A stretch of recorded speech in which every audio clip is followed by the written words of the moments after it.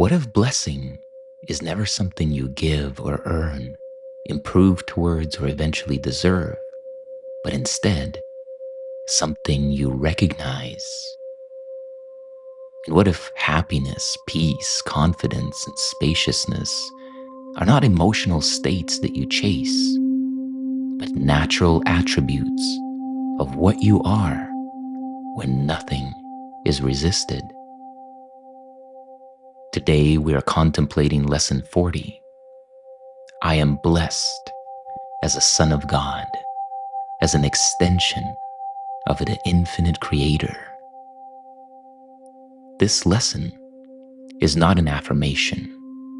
It is identity remembrance. The perceptual error that we're aiming to undo is this. You believe peace, joy, and love are outcomes you must earn, but they aren't. They are attributes of what you are.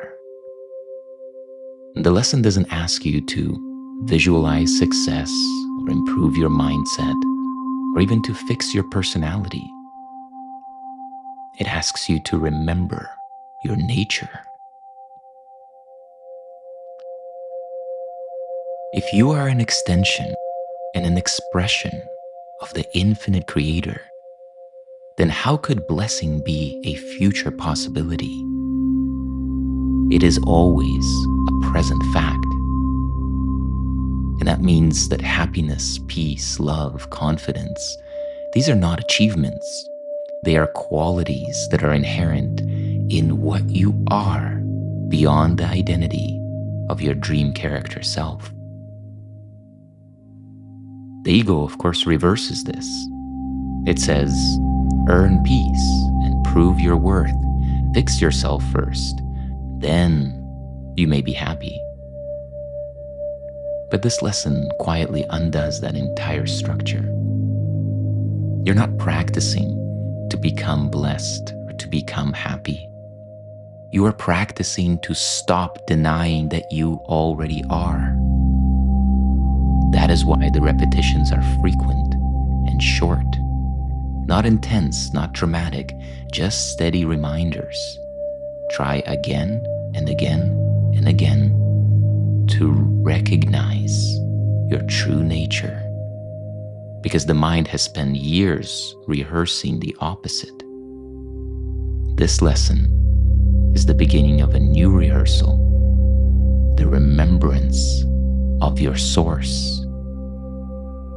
And to remember what has never been absent doesn't happen through effort or striving, but through gentle, frequent recognition that existence itself is the blessing, and that we are inherently blessed beings.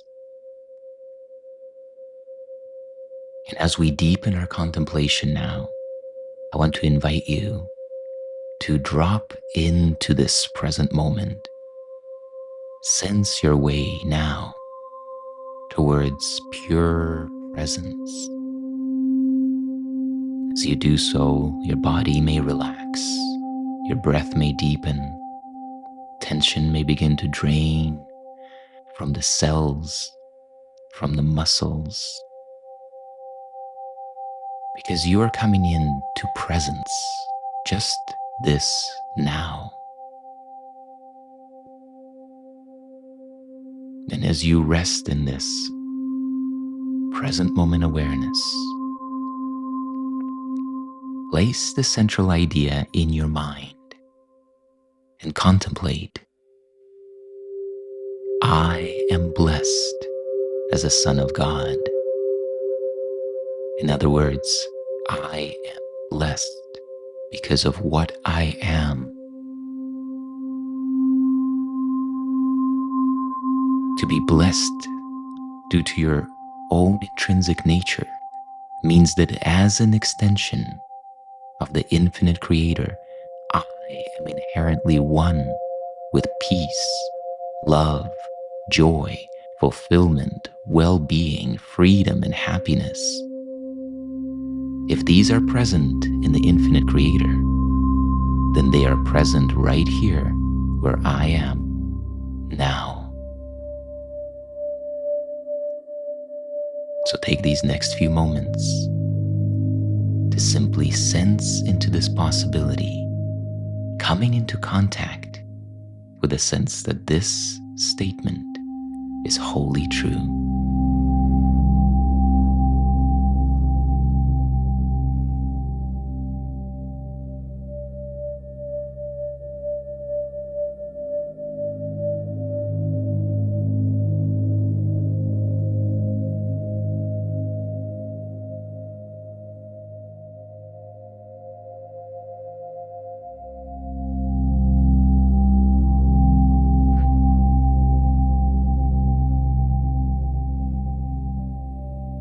And now, let's begin to unfold our contemplation into dialogue. And the very first question that I want to pose for us is this. This lesson doesn't argue, it doesn't explain, it doesn't even demand effort. Why does the Course choose simplicity here after so much undoing? That's a curious choice after all the deep work with lesson content about perception, identity, and guilt.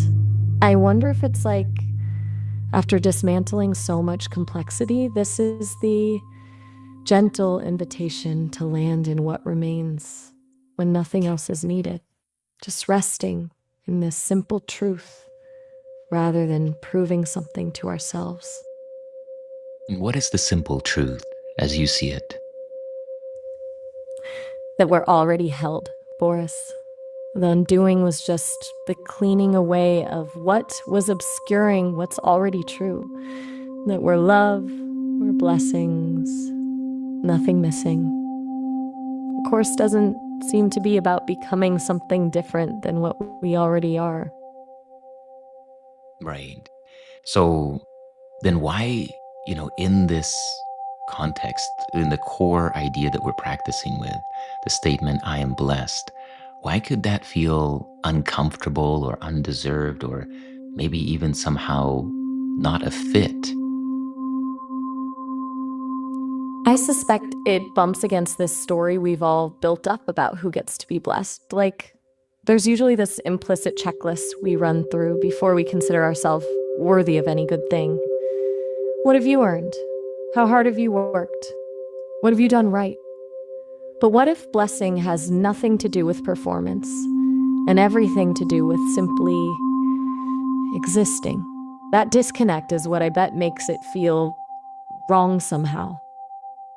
That, and perhaps this sense that we might gently kind of label false humility, right? This sense of, oh, well, right? Not me, some kind of self-withholding. That's, I believe, another dimension of what can come in as another subtle form of resistance. Yeah, the subtle not me thing. Like, blessings are for other people, not this messy, flawed version of myself. But when you peel it back, that's just self-judgment telling you haven't met some imaginary bar. It's almost like the ego would rather keep its identity intact as someone who doesn't deserve good things than let go into what actually is. So what is the misunderstanding then behind the idea that blessing must be earned? I think the misunderstanding is equating worthiness with achievement. Like, we're caught in this narrative that blessing is a reward for something we've done, when really it's more like breathing. We don't earn our breath, it just happens. The blessing isn't conditional on us doing anything right, it just is, independent of our behavior or who we think we are.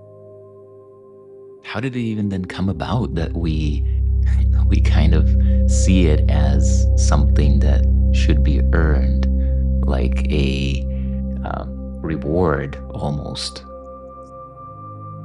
I wonder if it started with this sense of cause and effect in the dream. If I do good deeds, good things happen, and if I do bad things happen. The ego latches onto that idea because it needs control. It needs to believe it can manufacture its happiness, that there's this trading system in place.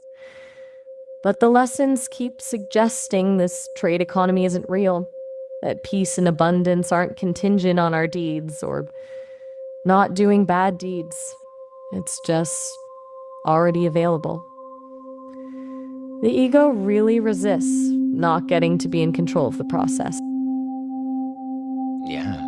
So I guess the core control in this context is this transactionality, right? Transactionality between people and, between the self and God and self and world.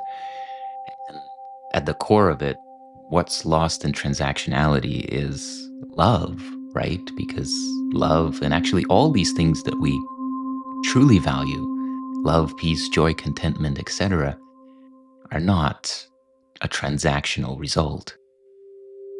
Exactly. They're not outputs from some formula. Trying to trade for love is like trying to catch sunlight in a net. You end up with nothing but frustration because it doesn't work that way. Love just shines. Peace is just there. Trying to earn them actually keeps us disconnected from what's already present, waiting to be acknowledged rather than pursued. So, what is this perspective? What is it doing to spiritual ambition? That's interesting. It kind of short circuits it, doesn't it? Because spiritual ambition usually operates under this assumption that we need to ascend to enlightenment, that there's somewhere to arrive. But if this is true, if inherent holiness is what we already are, what's there to reach for? The motivation shifts from reaching to recognition. Spiritual ambition changes from doing to being. Yeah, right. Not more achievement, not reps or hours of meditation. Not to say that we need to not engage in those things. It's more like that's not the barometer of our progress, right? And it's, in fact, all seeking of progress. Could it be that that's just the egoic hierarchical structure that we, unknowingly bring into even spirituality and awakening? Definitely seems to be that pattern creeping in. Even with good intentions, the ego loves levels and ladders and milestones. It transforms awakening into another goal to check off a list, like some spiritual accreditation. The Course keeps pointing us away from performance measurements. It's like, stop trying to be more enlightened. Just notice enlightenment as you are. Pretty subversive that it already true and we don't need to do anything for it. It's an interesting context right here because we are practicing. And in fact, in this lesson, we are encouraged to practice frequently throughout the day, recalling that I am blessed as a son of God. I am blessed by my true nature. I am blessed because I'm an extension of the infinite creator. And if this is already true, then why repeat it so frequently? Why the practice, right? In the context that we just talked about, can you explore this paradox with us? That's a really good question. I wonder if, we know it's true intellectually, but our experience doesn't match. So the repetition isn't establishing a new truth. It's gradually dissolving the interference between our knowledge and our actual experience. Each time we repeat it, we're loosening our grip on this separate story we've been telling ourselves. So is it meant to convince the mind, or is it meant to outlast resistance? What is it about? I think it's more about outlasting the resistance rather than convincing the mind. The mind will always find a reason to dispute it. You're not worthy. You did something wrong. Look at all your flaws. The practice isn't about winning an argument with the mind. It's more like gentle persistence that eventually wears down the armor. A way of slowly eroding those resistance patterns through saturation. Okay. And what about the ego's objection here? Like, what part of the ego is feeling maybe erased or somehow abandoned when our attention and awareness goes into calm, into this quiet assurance? The ego feels erased in this scenario. It really gets robbed of purpose. What does the ego exist for if not to manage a crisis, to correct for fear, to earn blessings? When you're just resting in this statement, nothing needs correcting, the threat narrative dissolves. The ego's job description vanishes. A lot of its self-importance goes along with the purpose of feeling broken and in need of fixing or perfection. If blessing is simply the nature of being, the ego has nothing to be proud about or achieve. It might feel pointless without being special. Is that why that sense of struggle feels quote unquote more real than peace?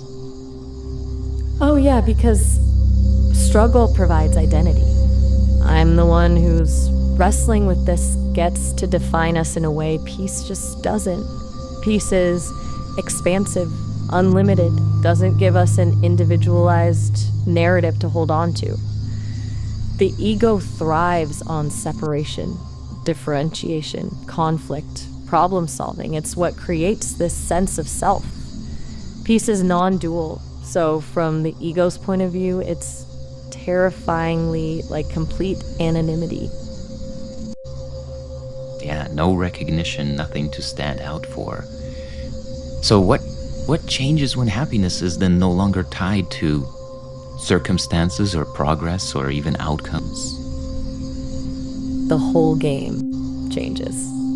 Because happiness stops being this carrot at the end of the stick you're chasing, and it becomes what's available right now, regardless of what's happening. It moves from conditional, I'll be happy when, to simply a choice. Do I notice this blessed state that is already the case, or do I choose to cling to the story that keeps it obscured? That's a radically different kind of freedom. Do you feel like there is something we can identify in this that is like a future moment or something that this aspect of ourselves is waiting for before allowing contentment now? I think the mind gets stuck imagining this idealized future moment where everything will finally line up, and then we'll allow ourselves to feel complete, worthy, or peaceful. But that moment doesn't come because it's not a condition you arrive at, but a condition you are. That someday, when feeling like that feeling is actually the barrier rather than something needed for peace to happen. What you said about waiting, that's where all our actual experience slips by.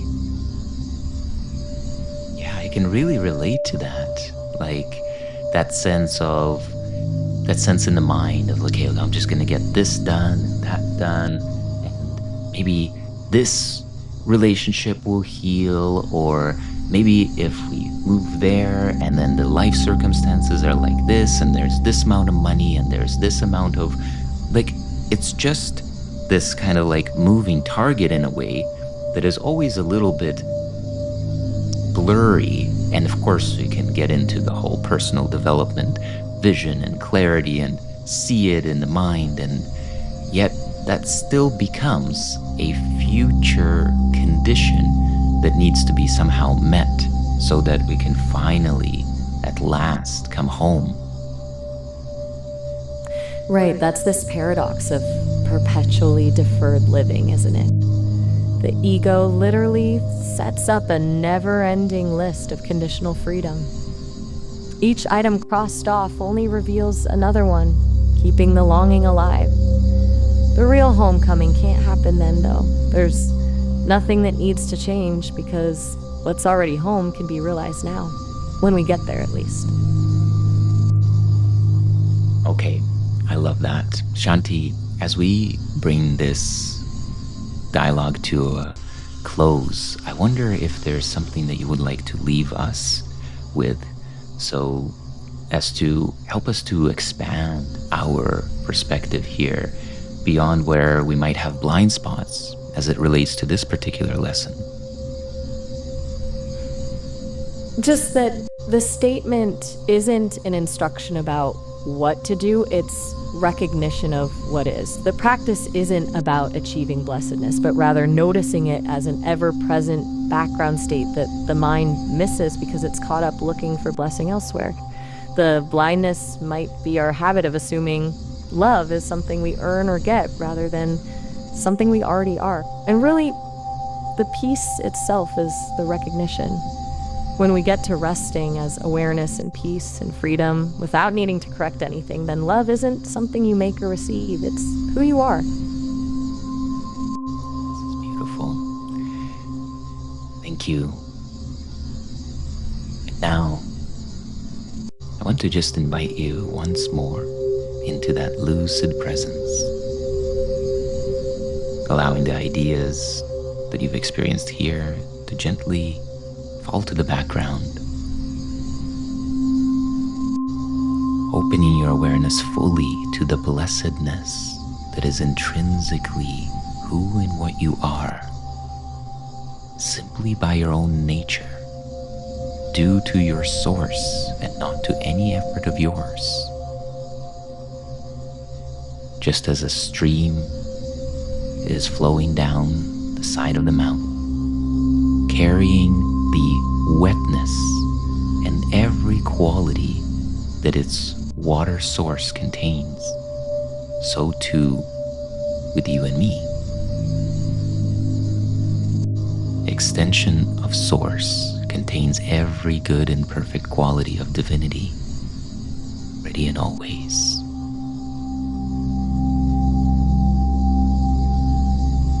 So if in this time something opened up for you, you're able to see or recognize or expand beyond your former limitations, I'd love to hear from you in the comments below. And now, let us go into the silence.